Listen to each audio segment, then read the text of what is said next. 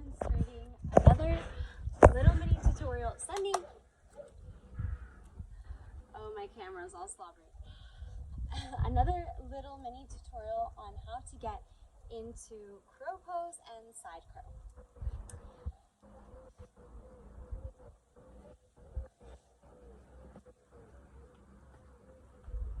So what you'll be needing for this practice are simply 2 blocks and a mat.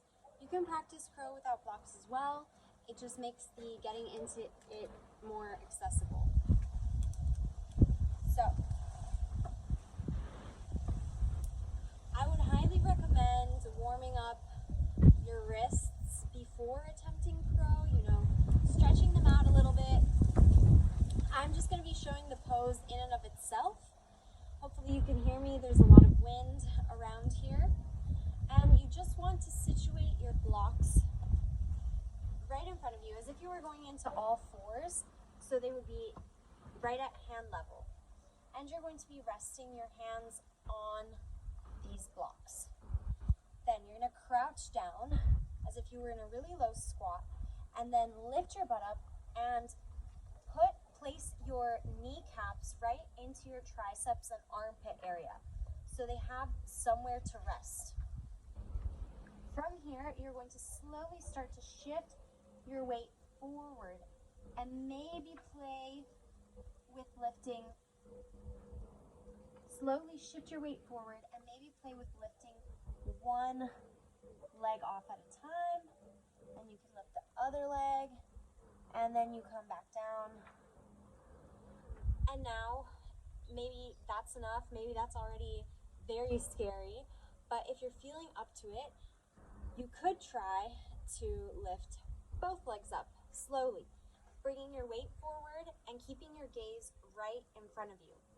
If you put your head down, if you look down at your mat, it's more likely that you'll fall, actually. So let's try this again. Hands on blocks, bringing your weight forward and slowly lifting one leg up and then the other one. Pressing into your fingertips, lifting your heels up as high as you can, and then slowly one foot and then the other come back down, and you can squat back down.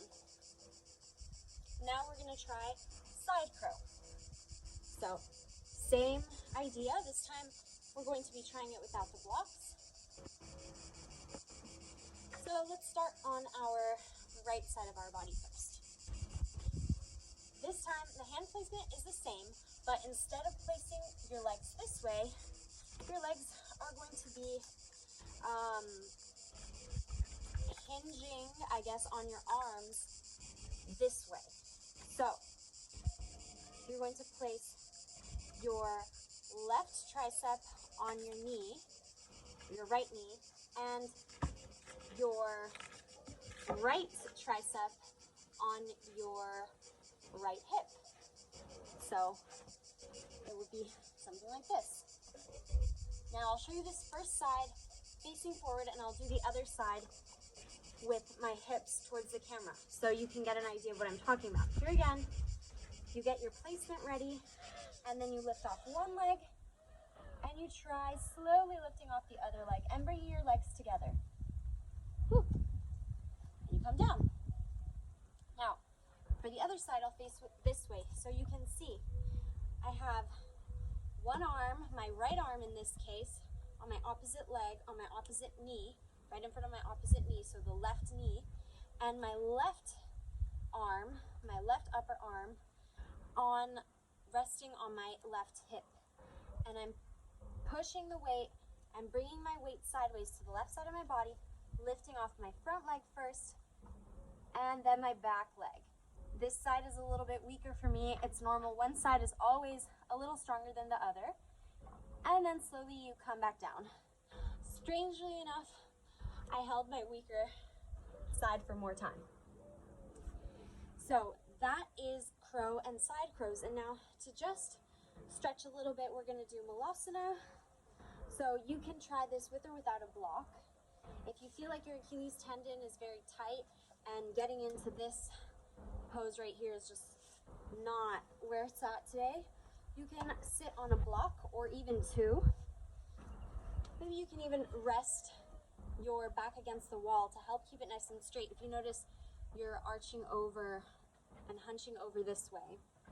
You can also sit on a bolster. That's very nice. And this pose helps with constipation, and it just gives us a nice stretch after that crow pose, which was a bit of a forward fold. If you feel like the stretch with the block is not doing anything for you, you can remove it. Sorry, I'm full of mosquito bites, so I'm just scratching away. There's a beautiful part to being outside practicing in nature, and obviously there are consequences just like everything else. So why would you practice crow pose? You would practice crow pose, as I said before, to build courage, because it does take a lot of guts to let yourself go forward, put your whole body weight forward in that way. Of course, it builds strength physically, concentration. You need a lot of it to stay and hold your balance in that pose. So balance naturally. You can go ahead and come out of Malasana. Just sit back down, remove your block if you had it. And go ahead and join me. Just sit in easy pose or sit onto your knees, and you can stretch out your wrists. I'm placing the back side of my palm right onto the ground. If this is too much, you can always play around with having your fingertips face each other or facing away from your body, rather facing the back side of your body, seeing how that feels. And then you can place your palms on the ground. Same thing here. There we go. I got one. Bending your elbows a little bit to really stretch out the wrists. Or you can just keep your wrists facing each other. That's a little less intense, but I like to go all the way. And maybe clasping your hands together and just making little waves. And then bringing your palms together as well. Out in front of you. There we go. We stretched out the wrists a little bit, and I hope you did that before starting the practice as well. I thank you very much for having watched this little mini crow pose tutorial, and I wish you a great day. Namaste.